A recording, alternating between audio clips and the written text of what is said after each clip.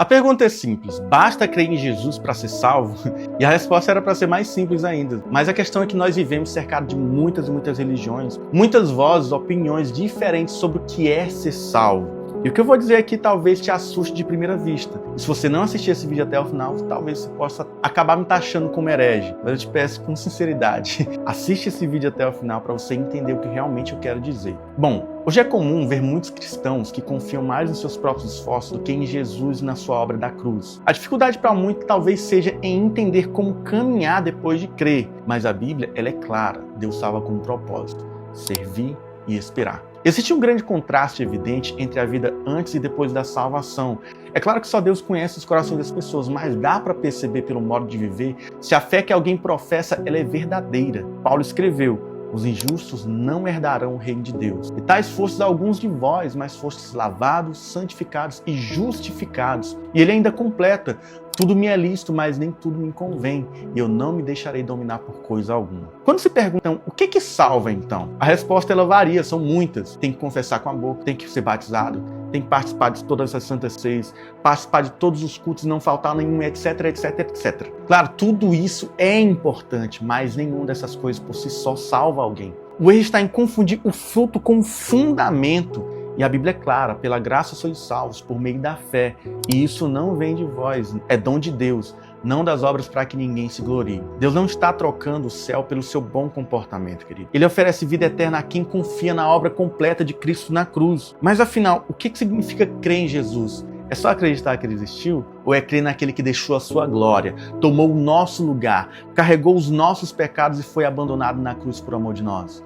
É crer naquele que pagou por todos os nossos pecados e que disse está consumado e ressuscitou como as primícias da nova criação? Se é nesse Jesus que você crê, então a resposta é simples: sim, é só crer, é somente crer. Então quer dizer que eu não preciso me congregar, não preciso ser batizado, não preciso participar de todas as santas ceias? É claro que precisa. Mas entenda uma coisa: essas coisas não são o que te salva. Eu posso confessar com a minha boca, ir a todos os cultos, tomar todas as santas ceias, ser batizado 10 vezes e ainda assim não ser salvo. Porque se eu não crer verdadeiramente em Cristo, no Cristo que me salvou, eu posso frequentar a igreja por toda a minha vida e ainda assim não herdar a vida eterna. O verdadeiro salvo entende que não faz tudo isso para ser salvo, mas porque já foi salvo. E essas coisas são evidências da fé e não condições dela. A fé verdadeira muda o coração. E um coração transformado muda o andar. Ele produz frutos, gera arrependimento, desperta amor e santidade. E ainda assim, mesmo desejando agradar a Deus, a gente descobre que não tem força suficiente nem para isso. Paulo sentiu isso e escreveu: o querer o bem está em mim, mas o efetuá-lo é outros 500. Miserável homem que sou. Quem me livrará do corpo desta morte?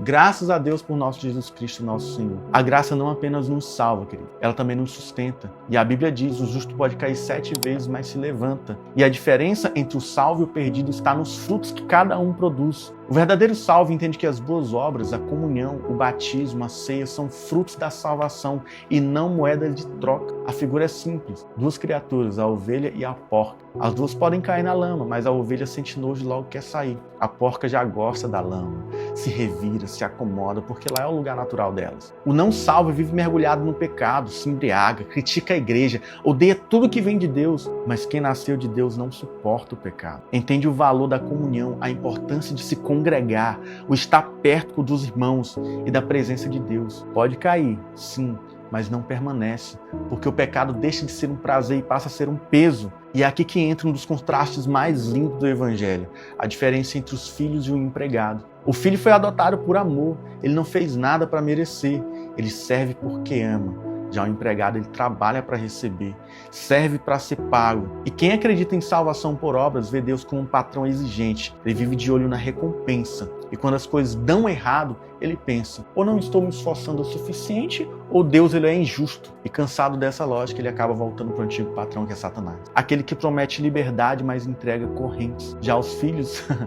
os filhos vivem em paz. Sabem que tudo que têm vem da graça e não por merecimento. Eles servem não para conquistar o amor do Pai, mas porque já têm o amor do Pai. Então, basta crer em Jesus para ser salvo? A resposta é sim, mas crer verdadeiramente. Crer no Cristo da cruz, da ressurreição. Crê de modo que transforma um coração, que gera arrependimento e te faz desejar agradar o Pai. Porque a fé que salva também é a fé que transforma. E se a sua fé nunca te mudou, nunca te transformou, talvez o que falte não seja esforço, mas o encontro com o verdadeiro Salvador.